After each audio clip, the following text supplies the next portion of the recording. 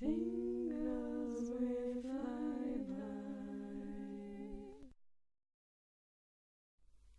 Hi, thanks for coming to the Himeji garden. Are you ready for a little bit of a Zen experience? Well, Himeji is the perfect place. It's a lovely little garden right here in the heart of Adelaide. So here's the pamphlet for it. So Himeji is the name of a sister city of Adelaide. Himeji is a Japanese city, and they donated this lovely garden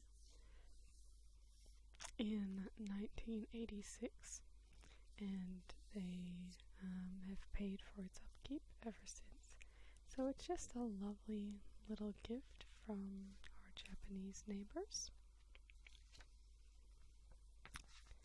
So if you look here, this is the layout of the garden. So I'll go through some of the features with you. So first, the entrance, which we'll go through in just a moment, and that is the gatehouse. So because Japanese gardens especially, but these type of Zen gardens are designed to be a place of contemplation, cleansing, that sort of thing. So there is a water bowl right here near the entrance where you can kneel and symbolically wash your hands to cleanse yourself.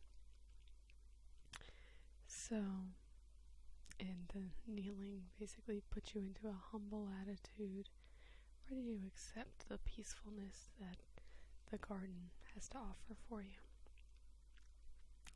So as you go in, one of the first features that you'll see is the Okunoin lantern. So this is made out of granite, and it's a beautiful lantern, and this was presented by the city of Himeji, and it reads, "For the friendship of two cities." So just a nice little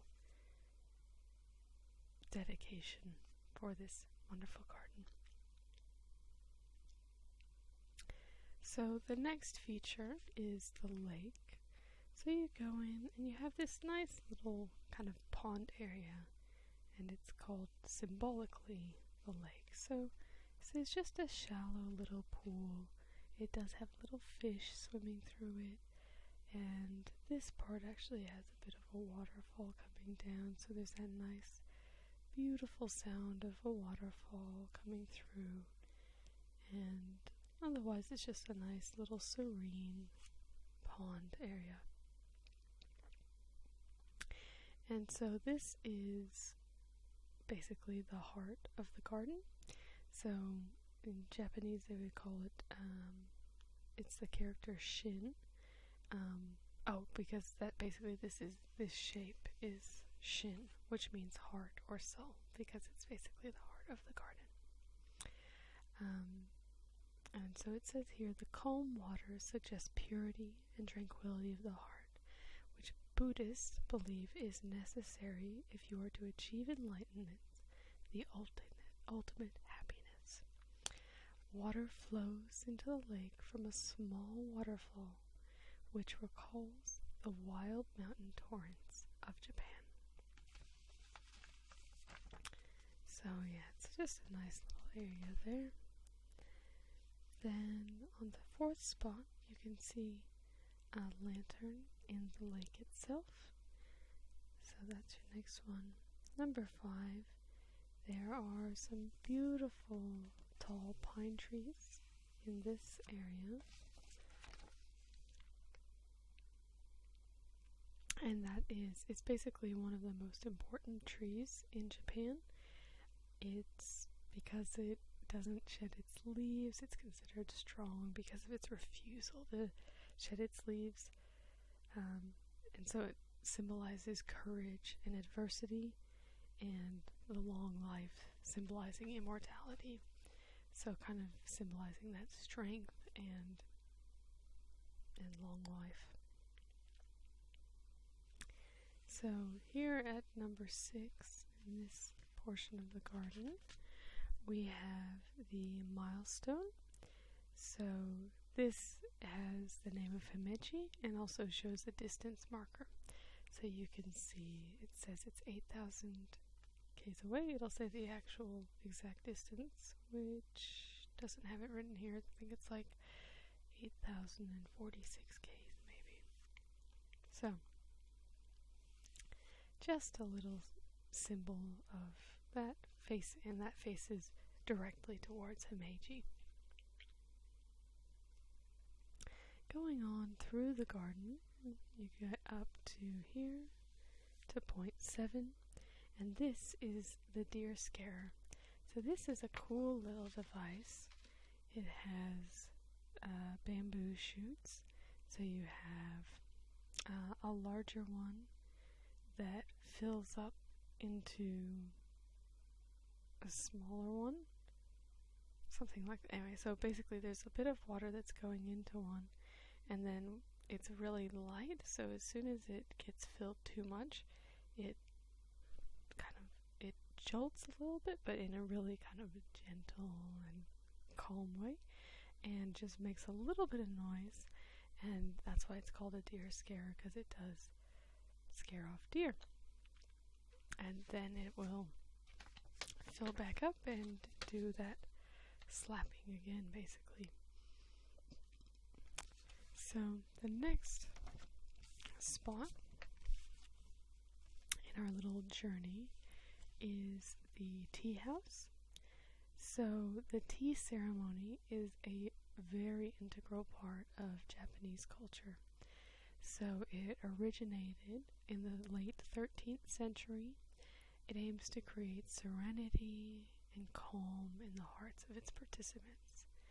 Its elegant plainness of the actual tea house itself always contributes to the ceremony itself. So this one is built of very classic materials, timber and thatch, and it's represented with an open pavilion, much like the porch of a Zen temple. And so it's just a little representation of a tea house and paying homage to that ceremony. And it looks out over this beautiful sea of sand. So this is probably my favorite part of the garden.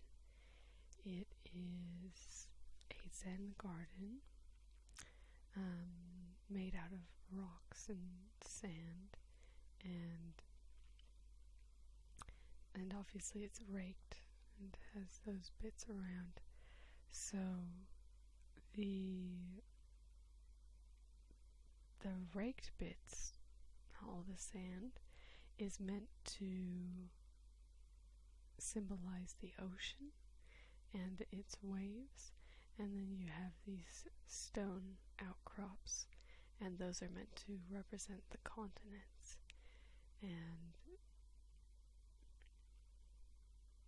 it's just a really interesting representation of the world. And so you can actually sit in the tea house and look out over this beautiful garden and just contemplate this small representation of the world and think about the different little land masses that we have, and I guess the vastness of the sea in comparison to the amount of land we have as well. It's really a very good place for contemplation.